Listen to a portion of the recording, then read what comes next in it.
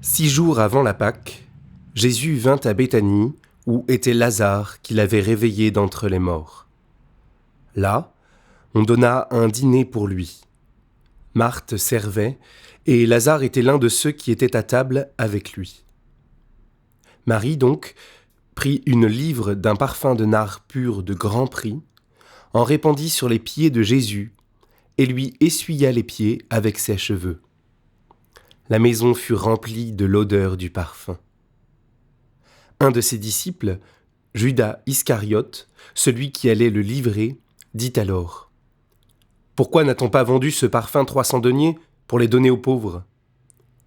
Il disait cela, non parce qu'il avait le souci des pauvres, mais parce qu'il était voleur, et que, tenant la bourse, il prenait ce qu'on y mettait. Mais Jésus dit : « Laisse-la garder cela pour le jour de mon ensevelissement. Les pauvres, en effet, vous les avez toujours avec vous, mais moi, vous ne m'avez pas toujours. » La grande foule des Juifs sut qu'il était là.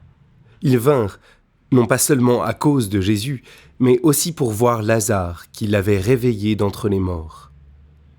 Les grands prêtres décidèrent alors de tuer aussi Lazare, parce que beaucoup de Juifs s'en allaient à cause de lui et mettaient leur foi en Jésus. Le texte que nous venons de lire se situe 6 jours avant la Pâque. Et dans ce texte, je vous propose, en guise de préparation à ce moment de Pâques, je vous propose de voir les différents personnages qui se trouvent cadrés là, et j'en relève 7. Tout d'abord, il y a ceux qui veulent la mort de Jésus. Et au passage de Lazare, qui veulent la mort. Pour éliminer tout le monde, il s'agit des grands prêtres ici. Puis il y a le personnage de Judas qui va le trahir, et nous voulons relever que à ce stade, Judas a déjà volé Jésus. Et on voit même Judas tenir des propos tout à fait hypocrites. En troisième personnage, nous avons Marthe, celle qui sert, celle qui ne cesse de servir Jésus, qui est toujours là prête à lui donner le meilleur d'elle-même en servant ici le repas. Quatrième personnage, nous avons Marie. Marie qui, dans ce récit, mais dans sa vie, est un parfum pour Christ. Un parfum par son écoute, un parfum par son sens des priorités, un parfum par les décisions qu'elle prend, un parfum par la façon dont elle se donne à son maître.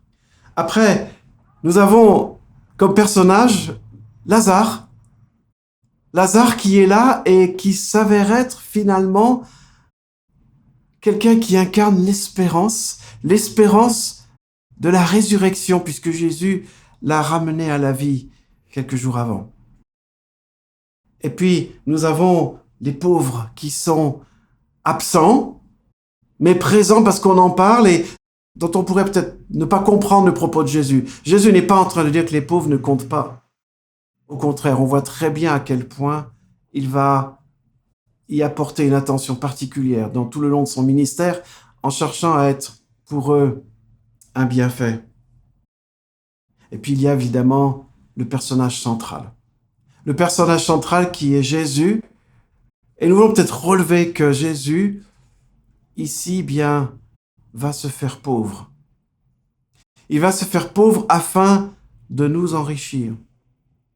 Et nous voyons entre autres comment Paul décrit ceci lorsqu'il dit qu'il n'a pas hésité de quitter le ciel et s'est humilié jusqu'à la mort sur la croix.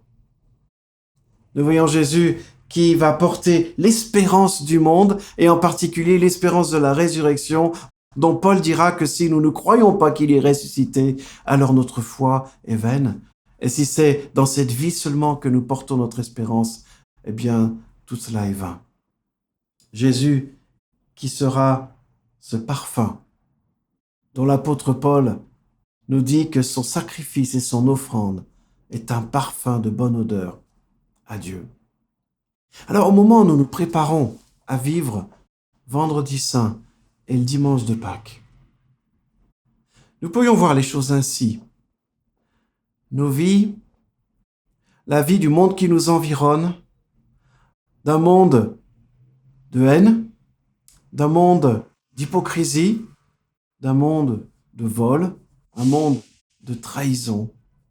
Et la liste peut se rajouter bien longue. C'est un monde qui dégage une odeur fort désagréable.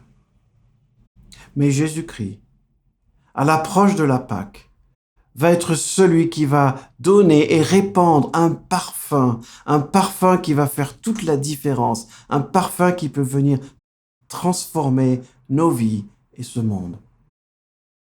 À l'approche de Pâques, laissons-nous remplir par le parfum du sacrifice de Christ, afin de voir son œuvre transformer nos cœurs. Et regardons et sentons à plein poumon ce parfum à cette approche.